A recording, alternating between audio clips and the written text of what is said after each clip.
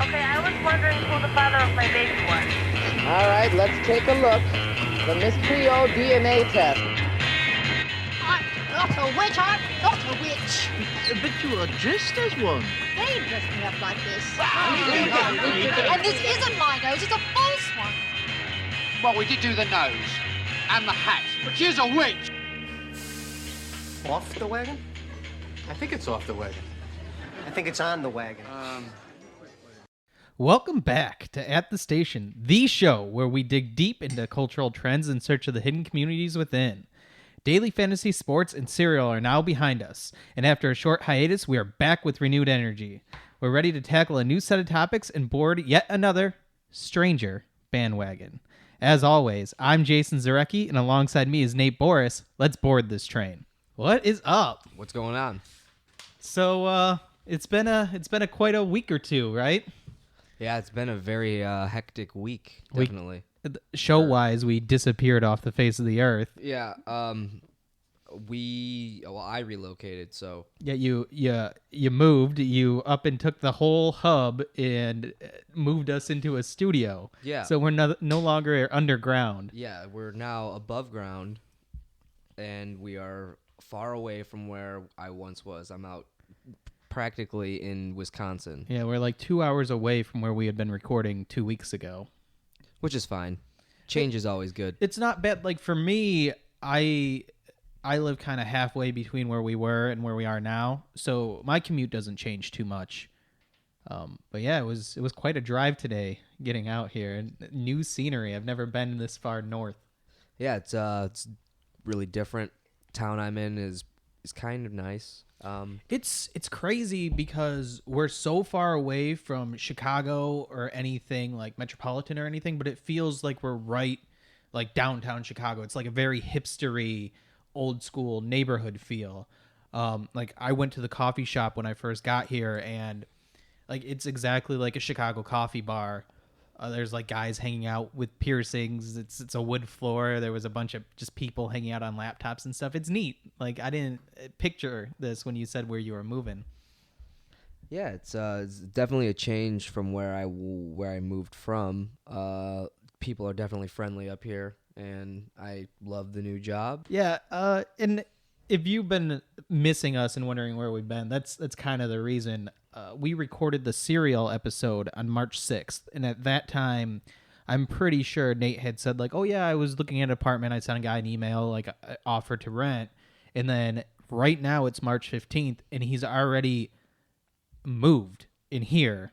You know, so it went from not having anything on our last recording to now we already up and moved. So it's been a hectic week and a half, and that's why we haven't been online. That's why we haven't, at the time we're recording this, it'll definitely be up before you hear this, but we haven't posted the Serial debate yet.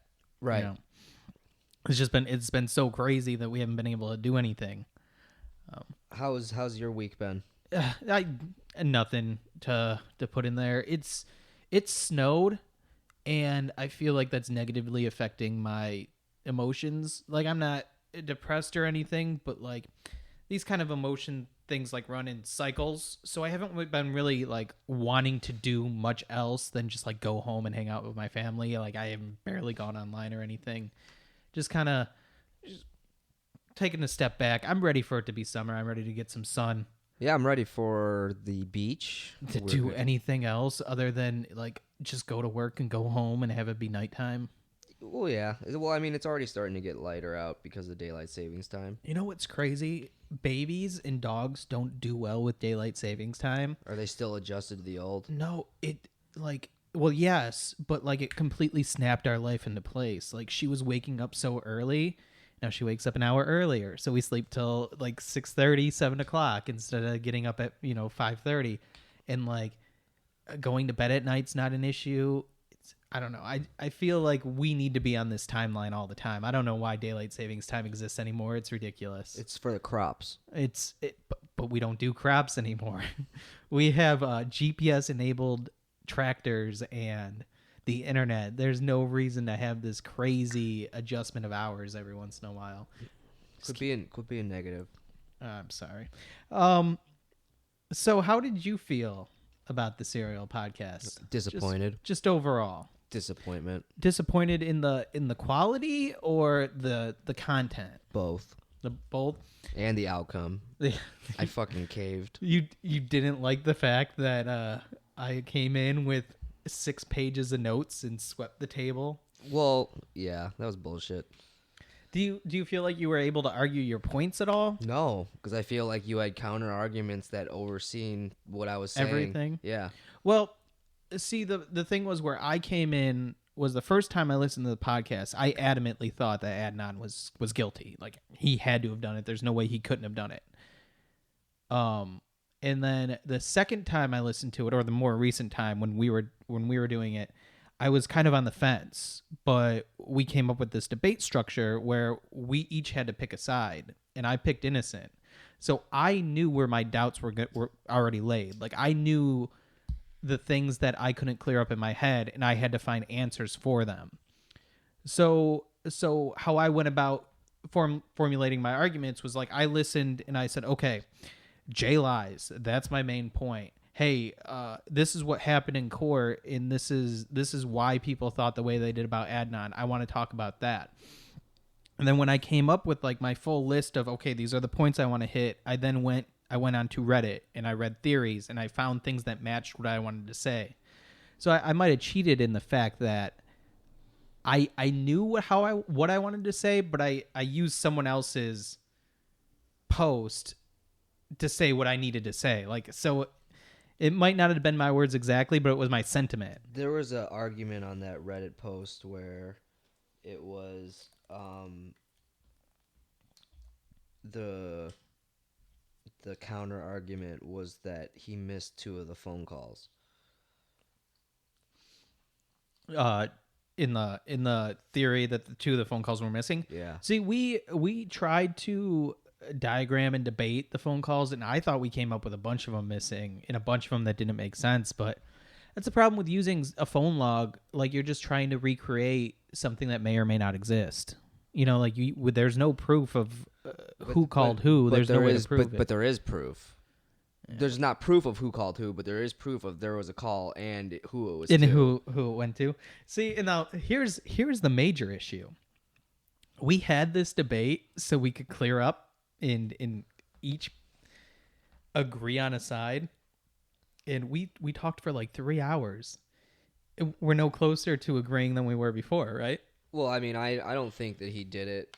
I don't think that he should have been put in jail. I think everyone can agree with that, though. I don't think we have enough to get him out of jail. Isn't that awful? Yeah. No, I agree with you 100%. There was absolutely not enough evidence to put him in there. But now that he's in there, if you let him out, like, and he did do it, like, just the emoji of that guy, like I don't know. Yeah. Like, that's how I feel. No, I agree with you 100%. And I want to think that he's innocent, but I just don't know. There's so many holes everywhere. Yeah. We're going to have to come back in 6 months and have a serial debate part 2 and get back into it. So we could always touch back on it, yeah. Mm-hmm.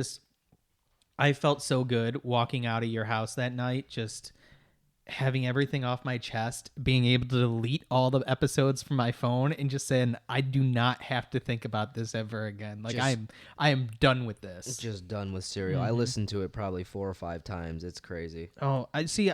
My method when we were doing research was I didn't listen to it like in full. I would listen to blocks of episodes at a time and then go back. So there was like 3 or 4 episodes where I think I listened to like 10 times, and then other episodes I maybe listened to once. There were certain things that like really spoke to me, and that's where I went. I mean, otherwise that pretty much cleans up Serial. Yeah, no more Serial. Hopefully. Definitely no more. Did you hear people were posting about it a lot on the Serial Reddit about the Richard Simmons podcast? I seen part of it, yeah. Yeah. So it's a podcast that's built very similar to Serial, where it's a very produced NPR podcast. There's a journalist who goes out and does interviews and puts together these episodes.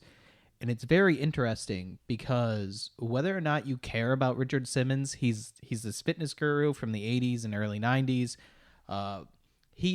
up and disappeared one day. He decided that he did not want to interact with people or the public at all, and he's gone. And the guy who does the podcast is one of his friends who has not been able to have contact with him for like 3 years, and he's searching for him. Problem is, he knows exactly where he is. He's at his house. And like, okay, so what's the mystery? We know he's alive and we know he's okay. The crazy thing about it, though, is if you know Richard Simmons, you know that like he's a very public person and he's a very personal person to the point where he used to teach a class at the same building that he started at. He taught all the way up until like 2 years ago. And then 2 years ago, he just stopped showing up for class. 2 years ago, he stopped calling his friends.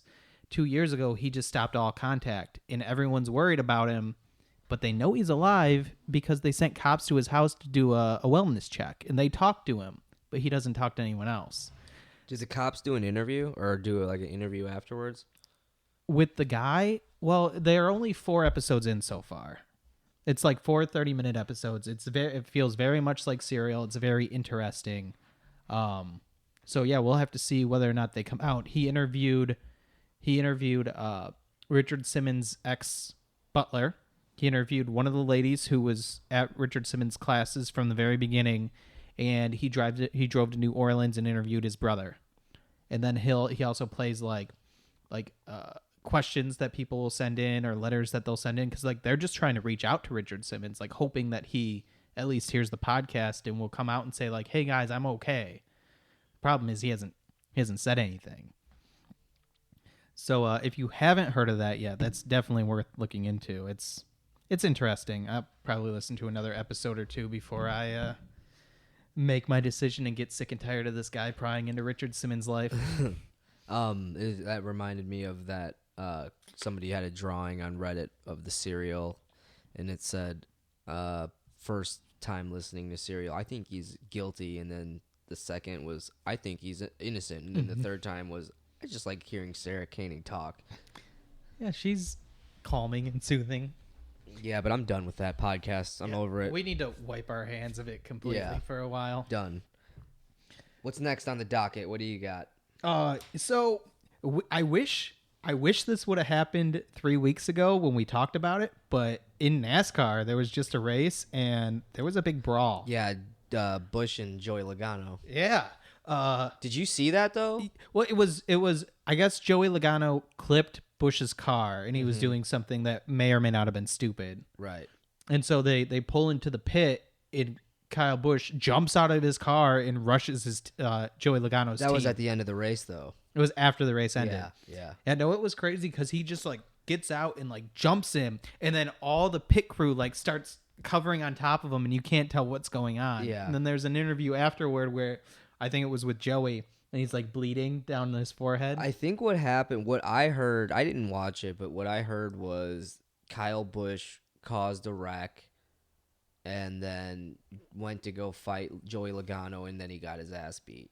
Wait, Kyle Busch caused the wreck? Yeah. See, I guess I didn't look into this enough. I thought that it didn't sound right. There was a wreck that was happening in the way that Joey Logano maneuvered. He clipped Bush's car. Well, he was just trying to get back on the track because Bush, I think, pushed him off the track.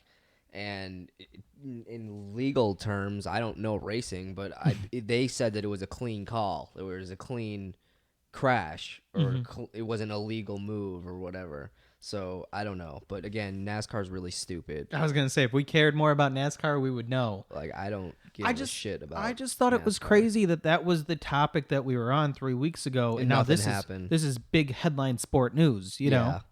Like, it might not be the biggest thing, but if you go to ESPN, it was all over there. Yeah. Monster loves it. Monster's NASCAR sponsor. Like, they're not as family friendly as NASCAR's sponsor over the last couple of years, so they have to be loving all the publicity, you know? All the what?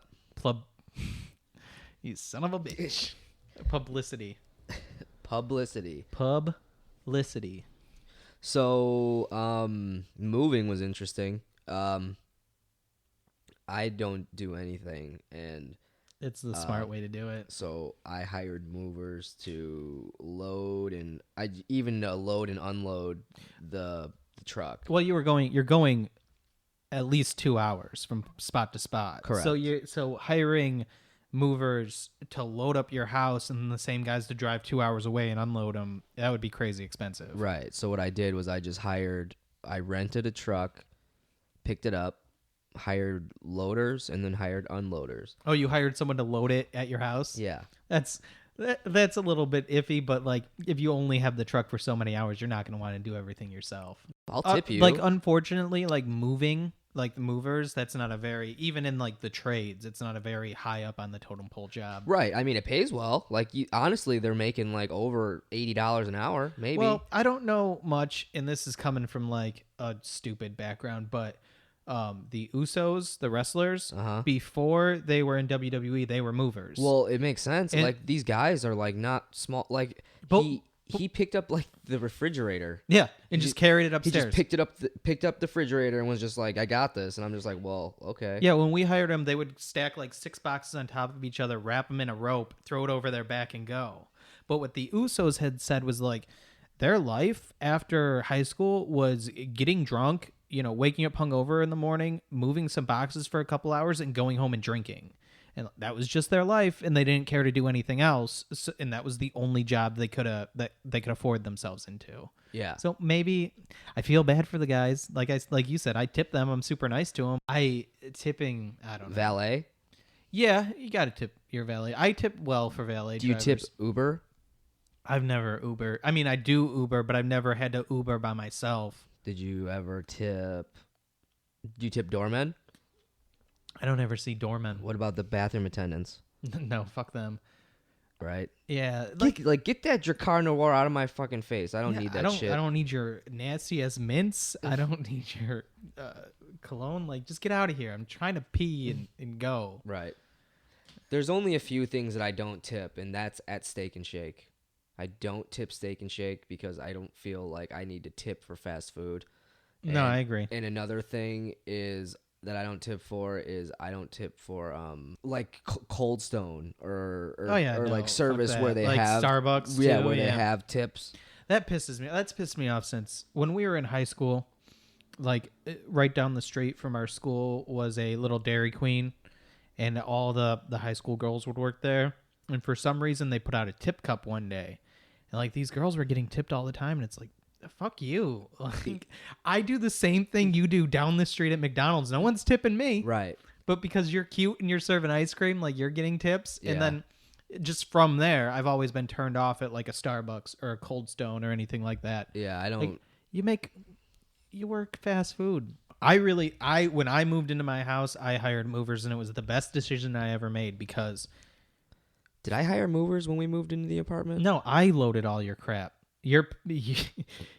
That's not true. I loaded it. You loaded it, but Yeah. your parents showed up at the apartment and you got stuck at work and you only had the truck for so many hours. So I unloaded all your crap from the truck with your dad. Oh, well, thank you. Yeah. But I mean, when I moved out of there, I hired movers. Yeah, me too. 3 hours from the time that they got there to the time that my house was unpacked. 3 hours.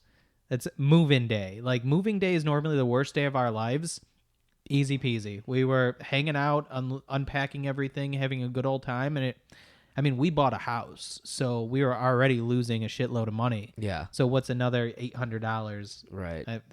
So you had them load, you drove the truck here, and then you had a different set of people unload. Come to unload, right? And Yeah. So how did that go? They never showed. The movers here. Yeah, the unloaders here, and I'm so stubborn that I was just like, well, guess I'm hiring somebody for tomorrow, and I'm sleeping on the floor.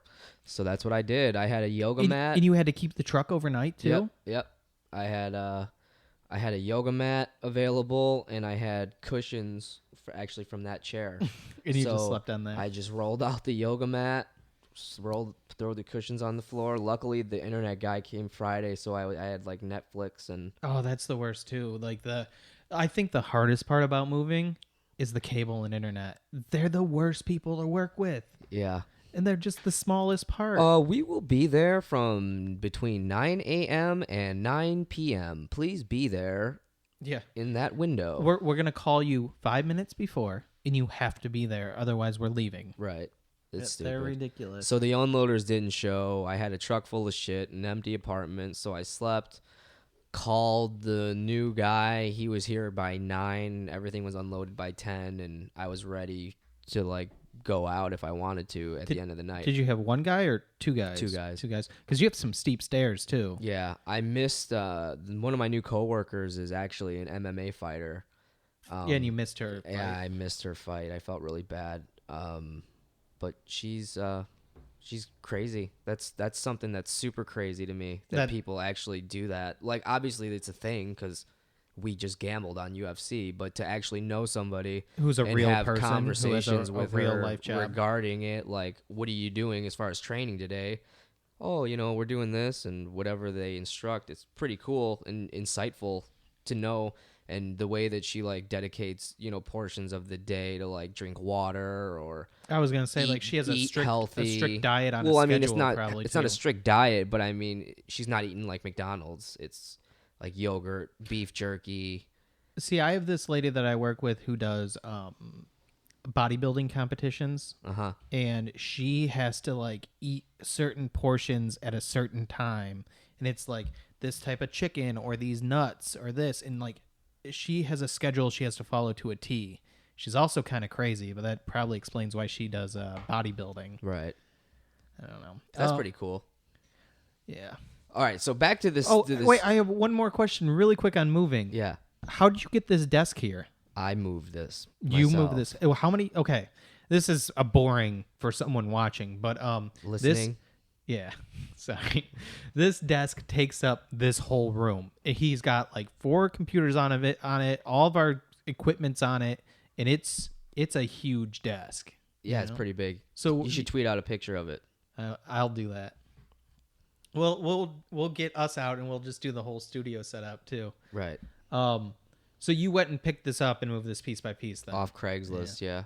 Okay. It seems so big. I thought, like, did you have the movers go to the guy's house and say, like, hey, can we get Nate's desk? That was the plan. If they would have gotten out if time. everything would have gone accordingly, yeah, I would have ended up going to the fight and had been moved in. But no, and that's exactly why you hire them. Right. You hire them so you don't have to think about moving. Yep. You hire them so you don't have to ask all your buddies to come help you, and then 3 don't of them feel, show up. And then don't feel like an asshole when they ask, and you're like, nope. Nope, not at all. Sorry. I'm sorry, did I ask you to help me move? Right. All right. Exactly. Yeah. I was actually surprised that when you texted me and said, like, oh, the movers didn't show up, you didn't say, like, can you come help me? No. Because I would have. Yeah. I wouldn't have wanted to, but I wasn't doing it. I wasn't touching a damn box. There's no way. No. And the way they packed it, it was like couch in front. So I'm like, yep. Well, it's you. Looks like I'm not moving it. Like, and I wasn't gonna make my parents help me Yeah. either, because I told them, I'm like, this is gonna be the easiest move you've ever been a part of. I just need you to drive the truck. And it didn't work out. And it didn't work out.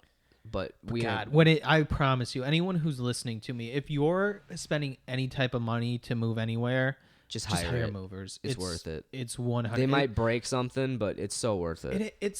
But they don't. Or at least in my experience, I haven't ever had anything broken. I've heard of people who have, but I also have those type of people are people I don't trust, to be honest. Like, those are the type of people who are trying to grift something. Oh yeah, I want to talk to you about something when we go on break off air. Off air? Yeah. Okay, we can come back to it. So let's hold on. So back to this.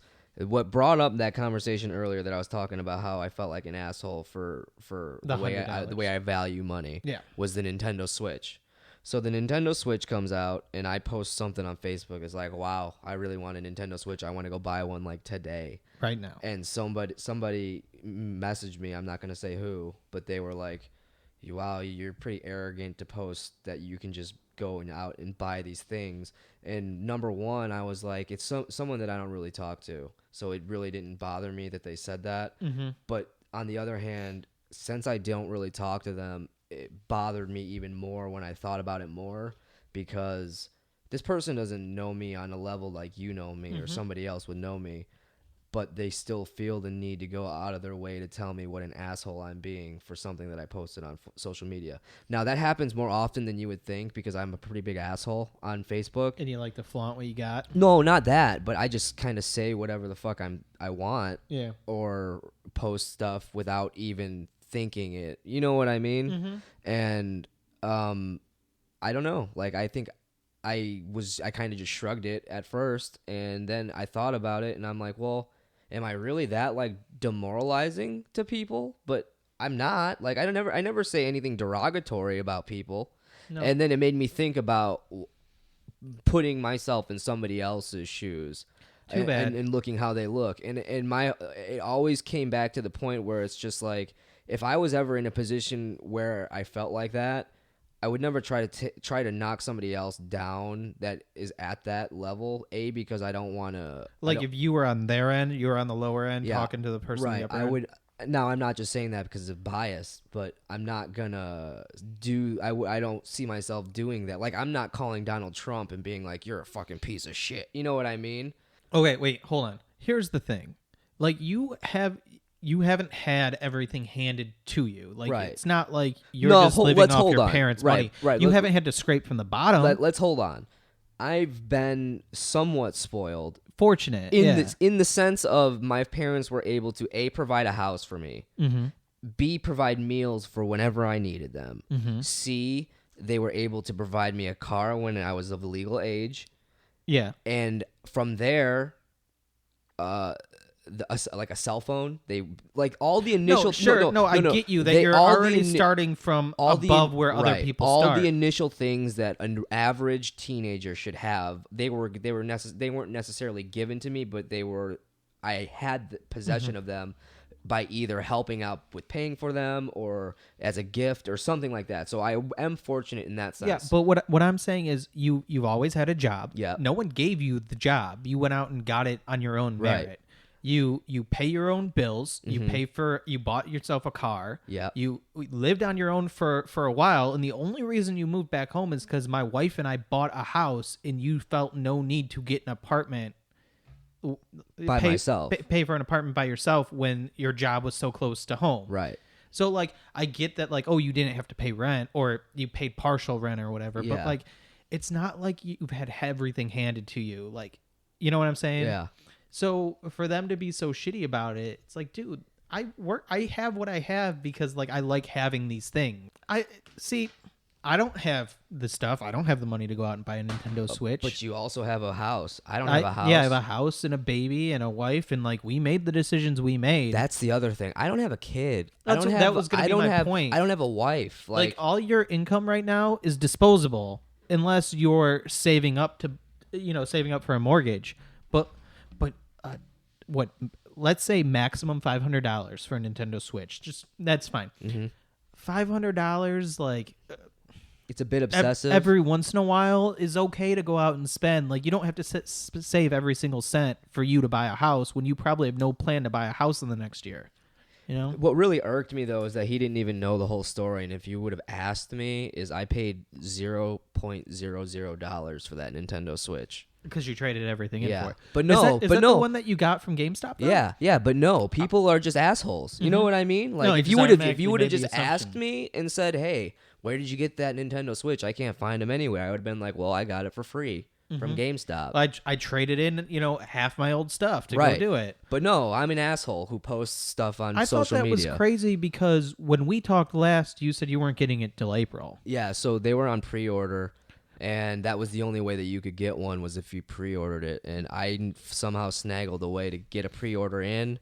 Mm-hmm. They weren't supposed to ship until April 16th, I believe. Yeah, no, it's crazy because, like, I don't know the stats or statistics, but the Nintendo Switch is the best-selling console in, like, years. Let's see if I can find the actual quote. No, I don't have it. But no, it really is. It outperformed. It outperformed, like, the Xbox 360 or the Xbox One. There you go. It outperformed the Xbox One, the PlayStation 4, and you got it within a week of release after it was sold out. After the Nintendo Classic that they put out on Christmas was sold out for, like, months. Yep. So it's crazy. And you Yeah. didn't even do anything extra. No. You just called around to a couple GameStops and they said, "Oh yeah, we'll put a pre-order in for you. Yep. Here, we'll take all your stuff and give it to you for free." For free. Yeah. With a 2-year warranty. Have you played it at all? Yeah, I played about 5 hours of Zelda, and it's pretty good. It's kind of tedious, but I mean, what do you expect from that kind of From game? Zelda? Right.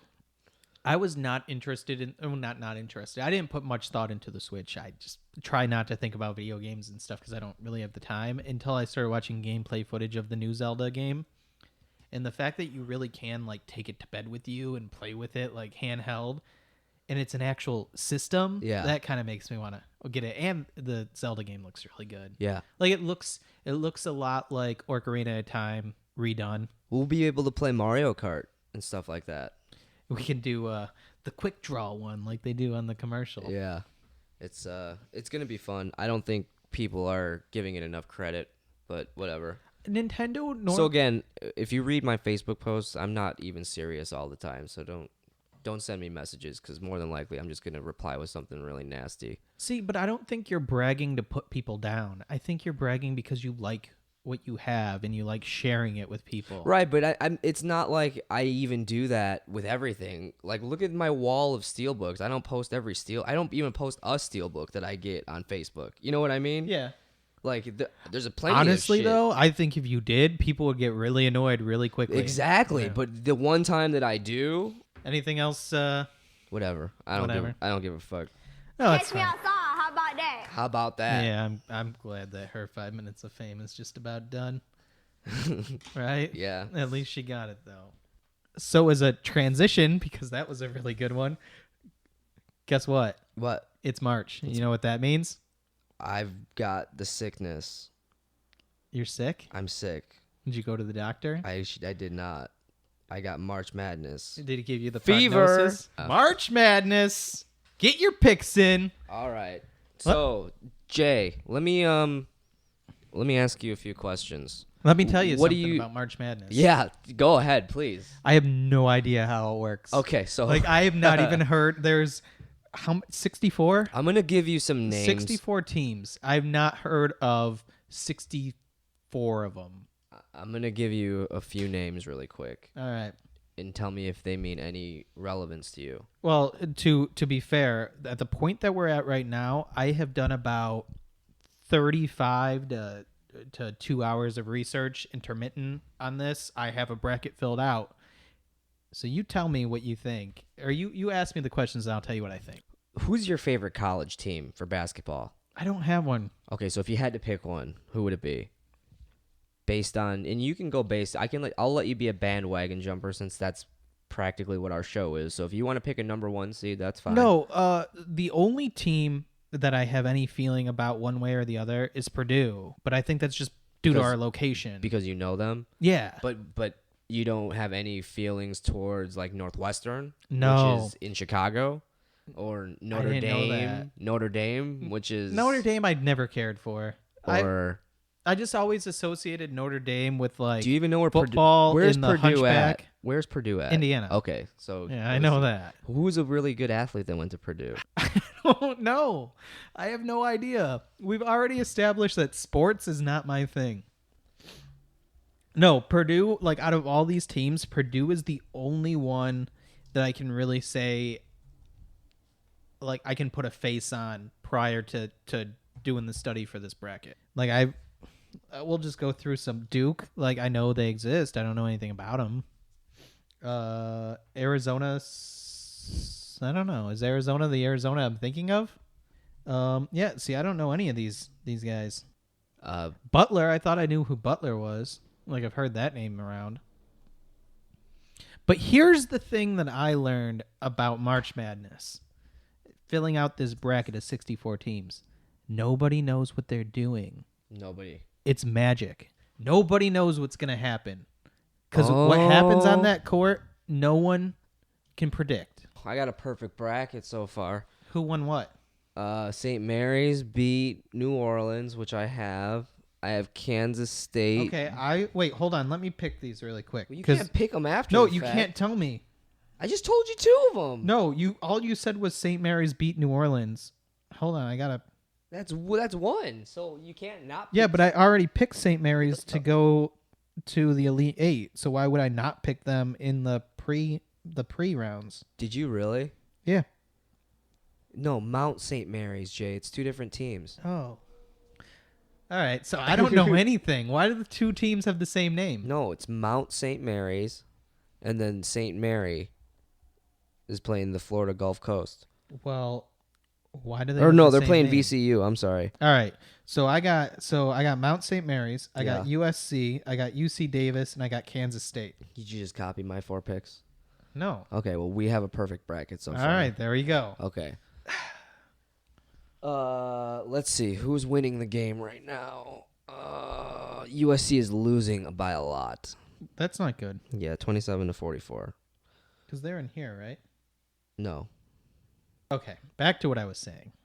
No Back- one understands how brackets work. They're a mystery. Well, nobody ever has gotten a perfect bracket. Some kid, I think, got the Sweet 16 right. Here's the thing.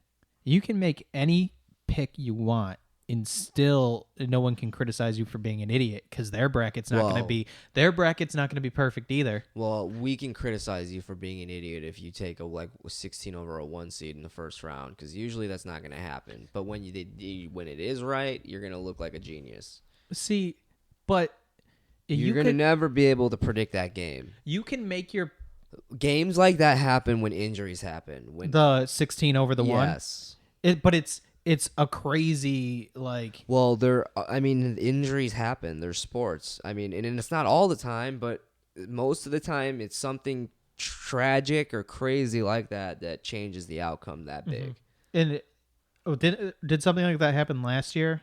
I don't remember, but I know a 16 Where, beat a one. yeah, I believe it was there something was crazy. there was an early round And upset it last year. busted everyone's and everyone's bracket, the first round was completely done. See, and those are the type of things that happen in March Madness. I was and trying to those look are on the type Facebook. of reasons why people keep coming back, even if they don't watch college basketball. Yeah, I don't have any money on March Madness because you never know. Are we gonna go public with our brackets, Yeah, we'll or post you just them. want to hold them until the end and? No, go? I'll post mine on Twitter so people know that I'm not lying. Yeah, I'll put mine up too. I got UCLA taking it all I got Gonzaga. just because you like the name. Yeah. That's weird. Well, here's how I did my research. I went online and I figured what everyone thought, the elite, who had a chance to go to the Elite Eight, and then from that I picked who I liked, and then I used different websites and different algorithms to come up with who won intermittently. I tried to put one or two upsets in there in the first round if it wasn't someone I was carrying that far, Makes sense. And I feel pretty. Who do you have confident winning? Gonzaga. Gonzaga. Okay. Who do you have in? Let's just go Final Four. Okay, I got Duke. Okay. Louisville, Okay. Northwestern, and UCLA. Ooh, we got 100% different. Yeah.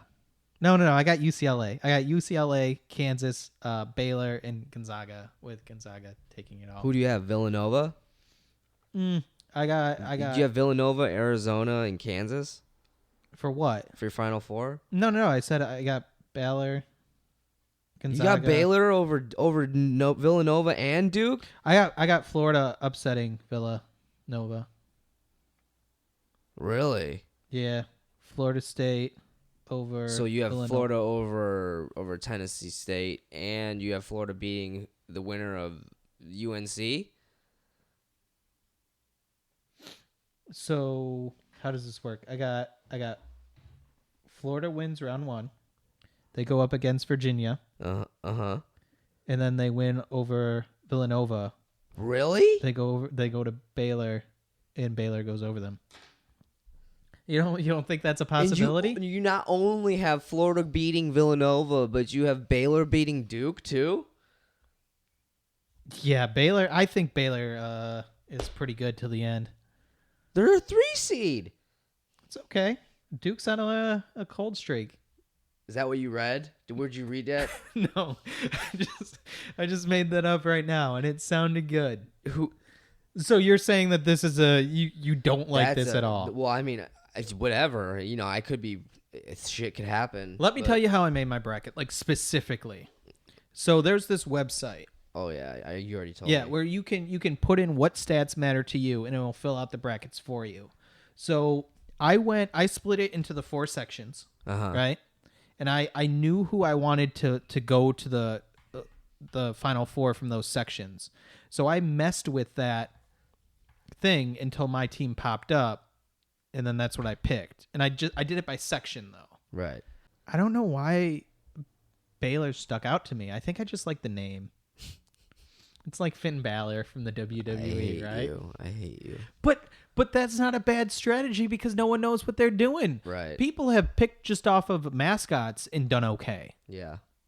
There was a post on Reddit where a guy just all he did was say, this is where the game is. This is where the game's located. I'm going to pick whichever team is closer to their home campus. And that's how I'm going to fill out my bracket. And he's probably going to do all right. Maybe. You never know. We'll see. So is this going to be our board bet for the show? This will be. Or why don't we at least wait until the Elite 8? Like when do the games take place? We got first round is this week, second round's this week. First round is the 16th to Sweet the 17th. 16. So the Elite 8 March 25th and 26th. So we'll do a bet on the Elite 8 in the championship. Okay. Whatever weeks those fall. So whoever has more teams in the Elite 8 and whoever. So are we going to do a board bet though on our overall bracket on who has a better bracket? How do we score points on that? If you win, if your game wins, then you win. But obviously, if one of your games is an upset, so it's just based off if your team wins, you get 1 point. Yeah. That's the only scoring system. Yeah. Okay. Yeah. So Okay. we'll do Elite 8. You can put it on the board. Yes. We'll do Elite 8. We'll do overall points, and then you can get a bonus win if you call the overall tournament winner. Yeah. That works. All right. So that I'm going to be really salty if I have a perfect bracket and I don't win $1 million because I didn't submit this into anything. you have time. Huh? We have until tomorrow afternoon. I don't think so. No, I swear to God, because I've been checking it the last 2 days. We should both put ours in. Put it into.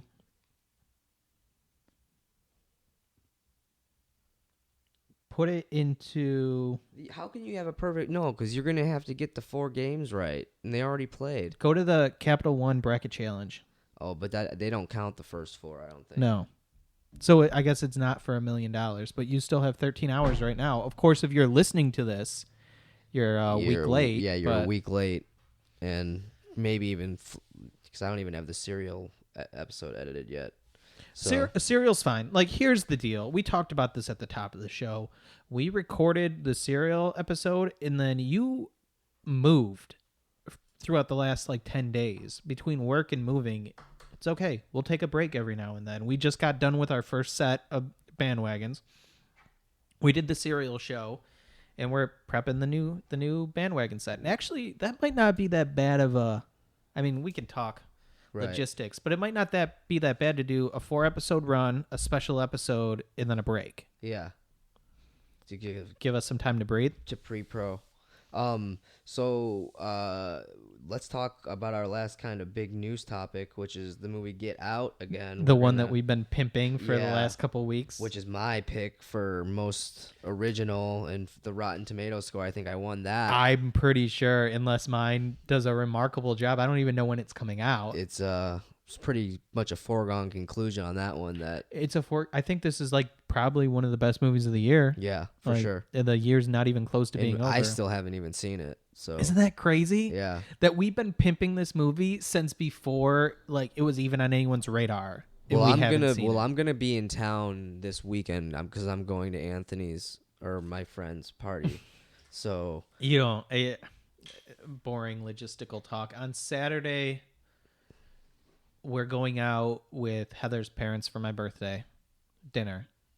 Right. I know it was 2 weeks ago, but that's just how things worked. And then on Sunday, my sister is coming home from college. Again? She's visiting her friend because her friend is moving to St. Louis. So we're gonna do Miles? No, Alyssa. Oh. So we're gonna do I don't know, brunch or something. But so I have obligations to meet this weekend, but that doesn't mean that we can't make something work out. I just want to see the movie, I think. I know. No, I'm gonna watch Logan when you leave tonight. So Bruce, who we talked about earlier, said that Logan's the best movie, I think, period, that he's seen in a long time. Doesn't even matter if it's a comic book movie. He said like it's how they do comic book movies right. It got it correct. I haven't been on the superhero bandwagon in a long time. You haven't even seen Deadpool. No, I got burnt out after the Avengers. I gave no shits about Thor 2, and I gave no shits about Captain America Winter Soldier, and I have not watched a comic book movie since Captain America Winter Soldier. Not a one. There's a lot of movies that came out after that. I did not see Batman vs. Superman. Did you see Suicide Squad? I did not see Suicide Squad. Did you see... I did not see Deadpool. Thor Dark World? Well, that was Thor 2. Yeah, did you see that? Yeah, it was bad. Did you Well, see... it wasn't. It's not that it was bad. Did you see Civil War? I just don't care. No, I didn't see Civil War. Did you see Avengers 2? I did not see Avengers 2. You didn't see Avengers 2? I hopped completely off the bandwagon. I didn't see Ant-Man. Did you see Guardians of the Galaxy? Did that come out after? Did you? I have you did. seen it? I did see it. Okay. I don't. It's a lot to follow, and they're vastly different stories, but it's a lot of the same, like superheroes, evil. We're gonna intermingle it with a lot of stuff. I grew tired of it. Did you see? No. Watch any of the new Netflix shows? No. Daredevil, Agent Carter, not a one. Jessica Jones. No, we're still watching The Walking Dead. Luke Cage. You know what we watch a lot now? What? The Voice. That show was really good when it first came out, and now I can't stand it. I think you just have to jump on a season and just watch the season. Cause who's the judges? Well, we watched Is the it last still season. Adam Levine. I like Adam Levine and Blake Shelton. No, it's not Blake Shelton. Wait, yeah, the country guy. Yeah, I didn't think his last name was Sheldon. Yeah, I really like him too. Is Gwen Stefani on there? Gwen Stefani's on there now. And Pharrell? Is it Pharrell? No, it's Alicia Keys. Alicia Keys. I like Actually, I like all the judges. I miss Pharrell. I was gonna say I really like Alicia Keys. I really like Blake Shelton. Adam Levine. I don't know what's going on with him right now. He's not putting in much TV time, but when he does, like, he's there. He just doesn't talk as much. But when he does, he's really funny and entertaining. And they switched out Miley Cyrus for Gwen Stefani. I'm leaning towards Gwen, or not Gwen. I'm leaning towards Miley. I like her much better than Gwen. And there's a problem because Gwen and Blake are dating, and they mention it every 2 minutes. The original four were Adam Levine, Christina Aguilera, CeeLo Green, and Blake Shelton. I don't know. I think that we watched last season where there was a big country guy who won by the name of Sundance Head. That was a really good show. They just oversaturate it so much. It's on like 3 days a week, and it's hour-long episodes. I would much rather... one of my girls got kicked off. Corinne got kicked off. Of what? The Bachelor. Oh, I forgot about The Bachelor. We have to touch back on that at some point, too. I'm just losing all the board bets. I think we were tied up until Serial. Yeah, but Serial I lost. And in your Mario Kart win... No, my Mario Kart win tied us, I thought. And then I got pulled ahead with Serial. Yeah. So now we have to finish up The Bachelor. Yeah. I think you're probably going to win with Logan, but those are long-term bets, so those are up in the air. We just filled out some March Madness brackets. How do you feel about that? I actually feel good. I'm going to make the magic happen. Except it doesn't matter because USC is getting their ass beat. $100 million movie debut. It was 100%. It was 100% fresh score on Rotten Tomatoes for opening weekend. I hate that this has to be a news story just because, like, I don't know. They have to point out that Jordan Pele is the first.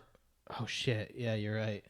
I know his name. I like their show, Key and Peele. Yeah. But they have to point out that Jordan Peele is the first black writer director to break 100 million at the box office. Isn't that stupid? That they have to point it out. Yeah. It's because he's black. Right. But because that's how I feel like it comes across. But like, props to him. He was a comedy writer and he wrote this half-serious movie and it's doing gangbusters. So. Somebody at work brought up a really interesting point, like as a joke, but then I thought about it and I'm like, that's actually pretty interesting. What if it was reverse roles?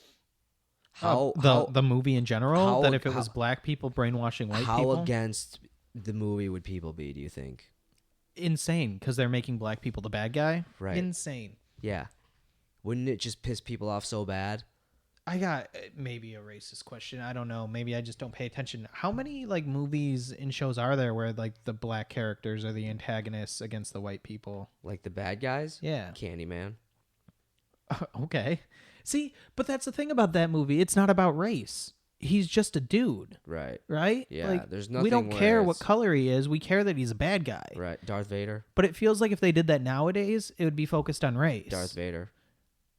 But they made him a crusty old white dude. Right? Oh yeah, they did. Yeah. I got a good video to show you. We'll have to do it on the break. All right. So yeah, we're gonna go to break. Well, no. Yeah. So let's continue. Do we want to talk about what makes Get Out so Yeah. interesting? So this is a disclaimer. If you haven't seen Get Out yet and you want to see Get Out, I suggest you skip forward. So in 2 minutes, we're In going to 2 be done minutes- talking about in 2 it. minutes Starting. in 2 minutes starting right now. We're going to be you fast forward so that way you know that we're not going to be talking about it. I'm timing you. Okay, so I'm looking at the clock and I'm going to talk quick. So essentially, the plot line is the black guy is getting introduced to this girl's family for the first time, and it turns out that the mom can hypnotize people, but it's more than that. She takes your soul and puts it in the body of other people. Would you say it's like voodoo or No, not really. It's more like witchcraft. kind of like witchcraft? Right. Okay. So essentially, they're taking over the bodies. The mind is, and they're looking for the black people that have not special abilities, but like best attributes, like that can run, that can fight, that can play sports, that can do this, because they want to live vicariously through them by using their body. It's kind of like a body snatcher type deal, but not Mixed really. with Django Unchained. Right. So it's really, really kind of messed up.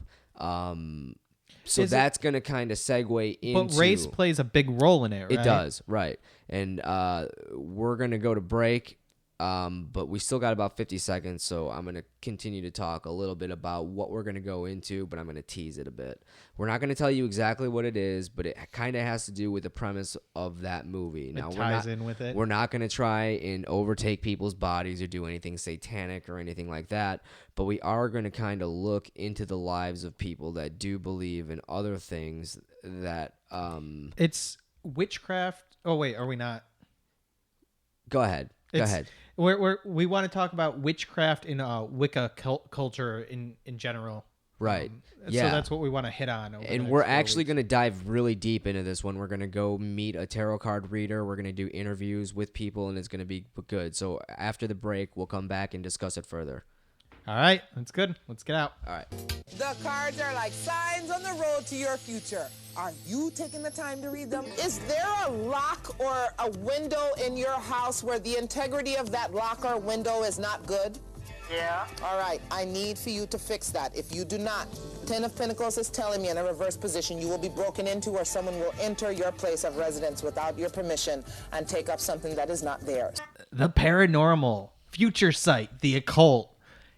Wiccan culture has taken control of all these things, and they have used it to guide how they do their daily lives. A little over a month ago, quote, coven of witches made news as they all got together to put a hex on President Trump. You know what? That may or may not have worked because he's had a little bit of a bad run in the last 2 weeks. I mean, is that not expected, though? Like, was that not expected? No, but he's had a pretty poor run. They put out they've been having issues finding replacements for Obamacare, so they put out their first kind of draft, and it's being shit on left and right. Honestly, I haven't looked into it because I don't give a shit. I should, but like I have healthcare. Me too. I know it's going to change how my healthcare goes, but like we'll get there. I have no say in any of it. I'm one man. Also, the only thing I'm worried about is what's for dinner. Yeah, right? His other little shortcoming is today they released his 2005 tax returns. Oh, yeah. So that even does anything. But the only thing that was really in there was, I don't know if this is going to be a surprise for you, but guess what? In 2005, Trump made a lot of money and he paid a lot of taxes. Yeah. So there you go. But needless to say, witches do exist, or at least they exist at least they exist in their minds. Like, they made news by getting together to put a public hex on him. We talked about Get Out just a little bit ago. The movie doesn't center around it, but there's kind of a hint of witchcraft in Wicca in there. Yeah, definitely. Do you know anything about Wicca? Nothing. Do you know any witches? No, I wish I did. I knew a girl. Pretty sure my 3rd grade teacher was a witch. But do you know anyone who like really follows? No. I not to be like judgmental, but I just kind of think that's kind of weird. It is. I knew a girl in high school. I don't really care. Like if you do that, if you're into that, that's fine. But I kind of treat it the same as like religion. Well, that's what I was going to get into. That's exactly what it is. I don't think a lot of people that are super overly religious are bad people or I judge them. But at the same time, I'm not trying to get you out of religion. I'm not trying to talk you out of religion. So don't try to talk me into it, and then we'll be fine. Now let me ask you a question. These things aren't related, but do you know anything about like people who are Satanists or worship Satan? I think I did at one point. But like, okay, so here's the thing. These are the all I know about Wicca culture, all I know about Satanism is from kids in high school and what they've told me. They center around nature in the fact that they feel a spiritual connection, but they have issues like they feel a connection spiritually in a sense of a greater power, but they're turned off by the church and they're turned off by religion. And they're looking for an outlet. They're looking for an outlet to put all their spiritual feelings that isn't the church, but they basically follow the same principles. Do you know what I'm saying? Right. Like goodwill towards man. But they really do. Like if you read what any Satanist says, it's basically like do unto others as you would want done unto you. Right. And they're really in tune with nature. And did you ever see the show Silicon Valley? No, at the HBO. Yeah, I hear it's very good. Yeah, one of them is a Satanist, and he goes to like a Satanist meeting, and they're like, I forget what they're doing, but they're like sacrificing, like quote, sacrificing something like a lamb or something like that. And at the end of it, they're like, oh, and Dave brought in Chick-fil-A chicken sandwiches for everybody if you want to have one after the meeting. So well, that's exactly what it is. It's just nice people doing nice people things. I just thought it was funny because it was Chick-fil-A. Get it? Yeah. Because they hate gay people. Yeah. I actually, listening to a podcast, I got a workaround to Chick-fil-A. Like, do you eat Chick-fil-A ever? I wish I see because it's really damn good. You can't get that many chicken sandwiches that are good anywhere Right. else. This is what I'm gonna say about it. Like Starbucks, people have qualms about Starbucks because of their politics. People have my dad, who's an ex-carpenter, never would let us shop at Toys R Us because they're non-union. Yeah. So we got that too. We would never get to shop at Toys R Us. Like just little things like that. But I don't hold grudges. Like I'll eat Chick-fil-A. I don't care what your side you're on. I'm not gay, but I have plenty of gay friends, and I'm completely okay with that. I feel like they should be able to get married and be miserable just like the rest of us. But here's the thing. So you're adding bottom line profit to a company who's adamantly against that. But you want to know how you counteract that? How? How much profit do you think you give to Chick-fil-A in a year? $50 maybe? If that. Why don't you rarely also, go there. on the other hand, take $50 and donate it to an LGBT-friendly charity? So you can write it off on your taxes. Right. So every time you get a sandwich, just donate or tally it up, and then at the end of the year, donate like $50. Yeah, or I say if you donate $50 a year, you're covered. $50 isn't that much to put into charity. That's a good point. That's a good point. I agree. Because you're counteracting all the evil that you're doing by adding to their bottom line. And like I said, we're neutral. We're not looking to push any side over the edge. Right. But we don't want to be negative here. No. So yeah, start donating to LGBT charities and feel better about eating Chick-fil-A. Yeah, feel better about eating those delectable little nuggets that they have. Oh my God, they're so good. You know what? And their waffle fries. Oh, everything about that place is just delicious. They do have the waffle fries, and they have the Chick-fil-A sauce is really good too. But just their chicken sandwich, it's just a piece of chicken, like butter on a bun. I actually went pickles. and tried a different chicken sandwich that I think is very close to Chick-fil-A to overtaking Chick-fil-A, and it's not what you would expect. Is it KFC? No. The Wendy's spicy chicken sandwich is delicious. Yeah, it is. it might be better than Chick-fil-A. All right, we got off topic. Way off topic. We're talking about Witches. witches here. Okay, so yeah, we're running long today, but we wanted to give you guys a longer episode since we've been kind of slacking. So we've been disappeared. So from what I understand, modern day witches, they tend to focus more on spiritual items. They do deal with like physical things, but they tend to focus on the meaning that those items carry and how they influence their surroundings. Right. They do things like they believe in the healing power of crystals. They think that burning sage will ward off evil spirits. They put emphasis onto the animals that they surround themselves with. So if they have a cat, they really get into the personality of the cat. It's like they're familiar. And they even go as far as to watching the phases of the moon and how that influence their day to day. Like there's all these crazy things that may or may not work, but I don't know much about women, but admittedly, like I think that every 20-something female has thought about crystals or sage or these good luck charms, horoscopes, tarot readings.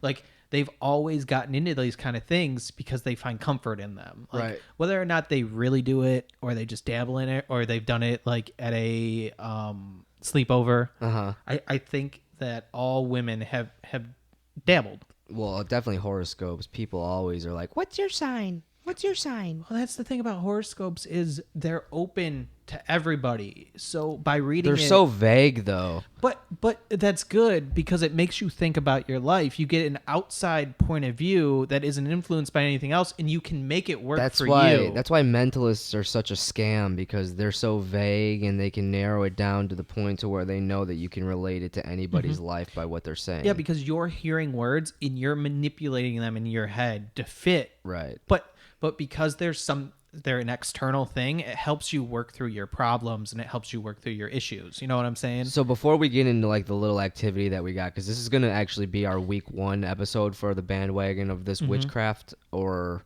occult, or I don't know what you would call it, witchcraft, or what were you saying? I think we're going to focus on Wicca culture, which is going to cover like any occult type items. Right. And so this is any type of future sight like tarot or palm readings. I want to talk about crystals. Look into moon phases. You okay?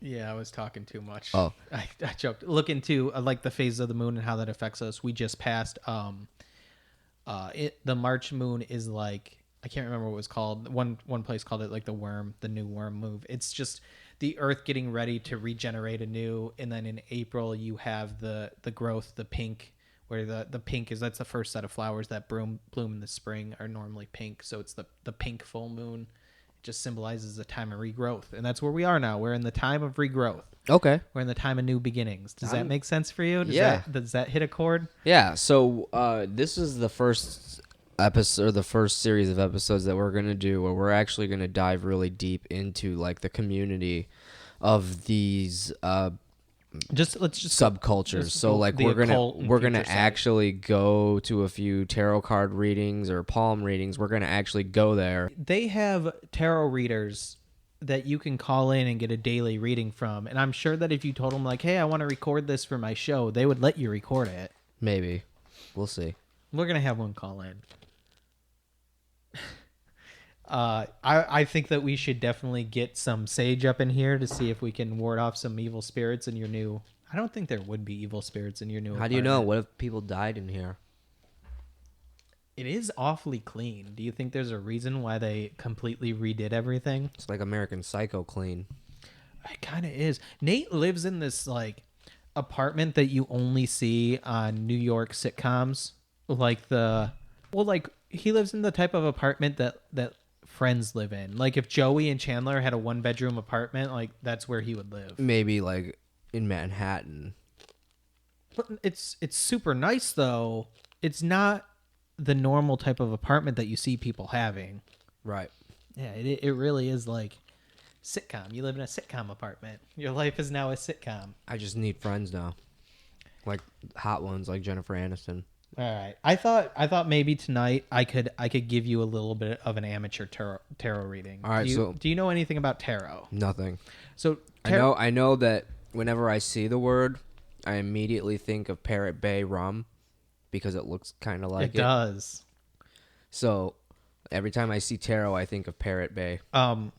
Tarot is interesting because basically the cards of the tarot kind of reflect the deck of cards, whichever one came first. I have no idea. I'm guessing the regular deck of cards came first, and that's what they used to give original tarot readings. So you know nothing about tarot cards. I know very, very little. So how it works is you start with a deck of cards. Each card has 4 suits and then some what do they call it? I got it written down somewhere. Major arcana cards. So like the kings and queens and the aces are major arcana. And then you got like the 9, and there's different suits. There's like a sword suit, a wand suit, a cup suit, and a pentacles. And you actually have a tarot deck right here in front of us. Yeah, I went on Craigslist and I searched for tarot cards, and I saw there was a guy who was selling it for $10. Original, like it came with some book and stuff. I didn't read it, but it's the Rider Waite, so it's the original. It's what, like, if you see tarot pictures, that's what it is. You should have documented that adventure. I wish I would have been able to see you. Yeah, it's kind of been a busy week, so I went and did it in the middle of a bunch of different things. So it really wouldn't have been that interesting.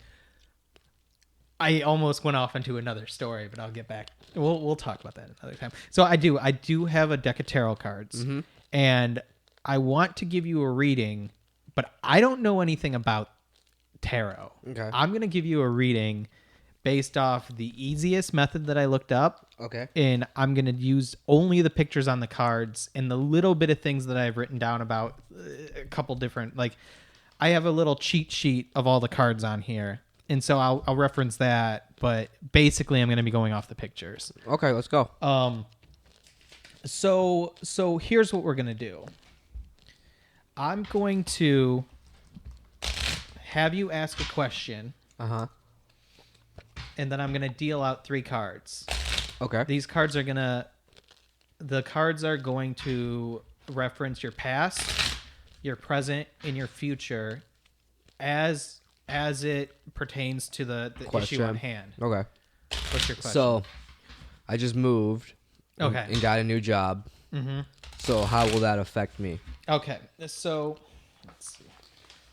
So the question is, with your move, you had to make big changes in your life, in your job, and like I mean your whole life changed. So how does that work out in general? I don't know if you can hear this, but so I got 3 cards dealt out. Mm-hmm.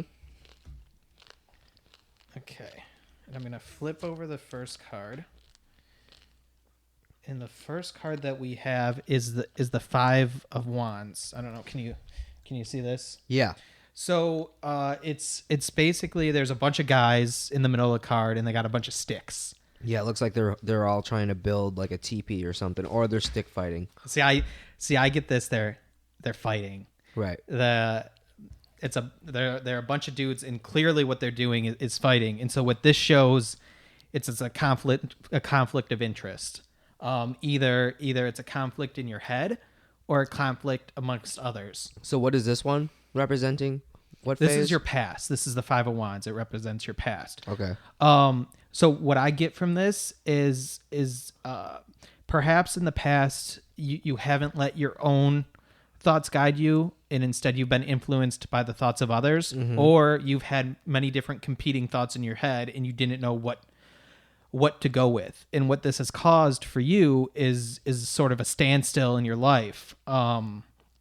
You have all these different things going on, and it gives you the inability to move forward. You just end up, there's so much cloudy going on, there's no decision made. And what I kind of take for this is there really isn't a solution that's going to 100% appease everybody, which isn't going to 100% appease all the conflicting ideals you have in your head. But there is a decision that needs to be made, and you can't just keep standing still in this internal conflict. Okay, so that's mildly accurate. So if we move on to the second card, I mean, of course, this is your card. We have the 2 of Pentacles. What pentacles are they like tentacles? Well, they can also represent coins, which is fitting for you because it deals in financials. Like octopus tentacles? pentacles with a P. I don't know what they mean. Okay, so here's the picture of the dude. Okay. You got a little guy, and he has. Why has he got to be little? Well, you got a guy on the card. But why has he got to be little? Is that he's not little. I just used little. Is that a short joke or something? No. But what he's holding 2 balls with stars on them, 2 giant or balls. coins. They could be coins. 2 giant balls. And there's an infinity sign, and it's showing like the infinite balancing act that he's doing for these things. And of course, for you, it's 2 coins because this can be related to financial. So it can either be like just straight up wealth. Like, are you making a decision based on wealth, or it could also be just generally job related? Did you make your decision based on the job? And what this card warns is that you have to keep a balance when you're dealing with financials. You can't go all in on just the money side. But I mean, this card could just explain why you made the decision that you did. Right. Which, I mean, why did you move out this way for your job? Yeah. We have this is the 2 of Pentacles, which is describing, your balance between your life. Okay, and so your that's finance. mildly accurate too. I promise you, I did not pick these out. That's mildly ahead of accurate. time. All right, let's go to the next one. All right. So. Oh my God, what is that? Is that the Death Angel? No. Am I gonna die? That actually, the one thing that I learned about tarot is they tend to look on the bright side of things. There's not that many things that are negative. There's a couple things that say like you might want to pull back or be hesitant, but there's not many things that are bad. So even like the Death card symbolizes new beginnings. It doesn't symbolize death. This card, if you look on the bottom, it says Temperance. Yeah. It's another one about balance. It's being temperate, like keeping on the path, staying on the right path. We got an angel, and she has like a little eye going on, like a third eye, so she's watching what's ahead of her. So this is just about balance and control. Like, if your life's a pendulum, you don't want to be swinging from both sides. You want to stay in the middle. And the path that you need to seek is not on the swing. It's you just got to keep to the path that you're on. By the fact that this is an angel, I would say that this means that you're kind of on the right path, and you need to trust where you are. I would say with this one, like, you're not to look at your past anymore and let your past guide your decisions. You need to keep your eye on the future and where you're going, and you just need to trust that the path that you have taken is the correct path for you. If you look, we got this little shining star here. I think that's a good sign. I think that means that, like, well, it could be, it's a rising sun, like good things are on the horizon. Oh, okay. Right? Or it's just a fire, and that means my apartment's going to burn down tomorrow. With these tarot cards, like the little things like that normally indicates like magic or wealth, or the wealth not in money sense, but like wealth in like good fortune. Yeah. Interesting. So that was pretty accurate. I want to tell you something, like right off the bat. I 100% did not pre-pick out these cards. These were 100% chosen at random. I did kind of do a little bit of studying off air of what these were, so I knew the direction I was going to go in when I was telling you what it was. Yeah. But we just chose random cards, and it pretty much explained your outlook on life. Did it make you feel any better about the choices that you've made recently? Did it reaffirm your beliefs? I don't really believe in this nonsense. No? But I mean, it's always good to be reassured if by anything. I want to tell you a secret about tarot. Uh-huh. I think that all the cards have several different meanings and interpretations. There's nothing bad in Parrot Bay.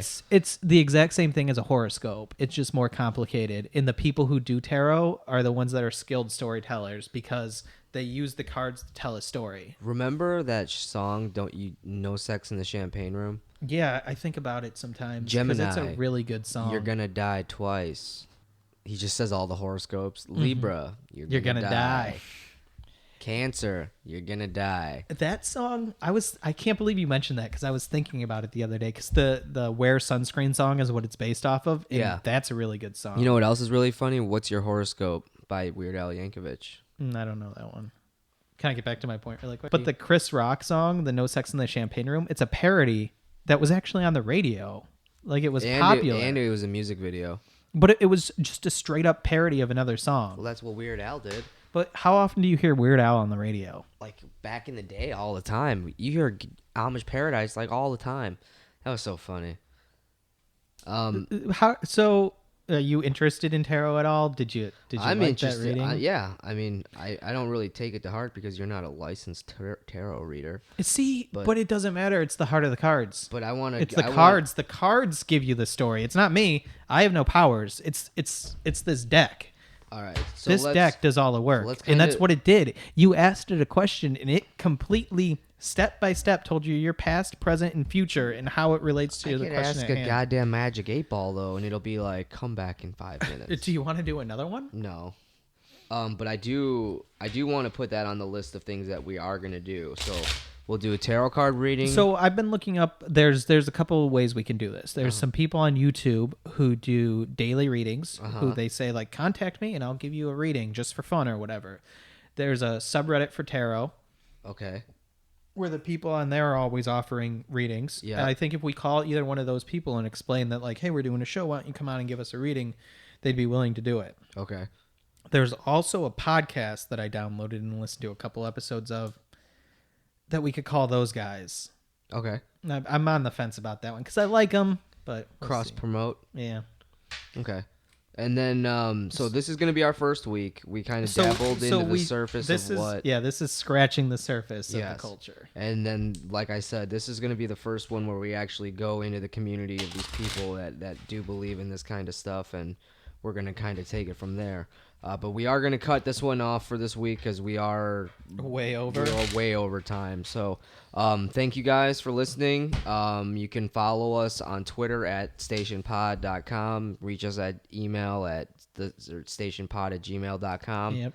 And go to the website at thestationpodcast.com. Yeah, basically, if you go to two of those places, the Twitter or the website, you can find anything you need to find from there. Again, that website is www.thestationpodcast.com. And we are on iTunes now, Stitcher, and the Google Play Store. Yeah, we're everywhere. So we're go ahead. A real thing we now. are, and our numbers are actually surprisingly good for what we anticipated. For so two far. guys self-promoting. Yeah. So no network to back us up. Thank you for all of you who subscribed and continue to listen. And if you listen to us bullshit. with any type of consistency, thank you. Yes. And thanks a lot. For Jay, I'm Nate. Have a good week, guys.